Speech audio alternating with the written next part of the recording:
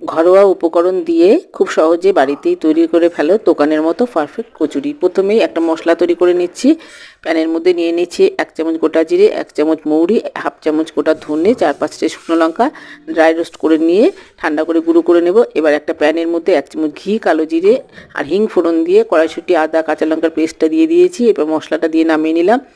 একটা বাটির মধ্যে নিয়ে নিচ্ছি 1 কাপ ময়দা, এতে সামান্য লবণ আর 4 চামচ সাদা তেল দিয়ে ভালো করে ময়াম দিয়ে অল্প অল্প করে জল দিয়ে একটা ডো তৈরি করে নিচ্ছি। আধ ঘন্টা রেস্টে রেখে দিচ্ছি। আধ ঘন্টা পর লেচি কেটে নিচ্ছি।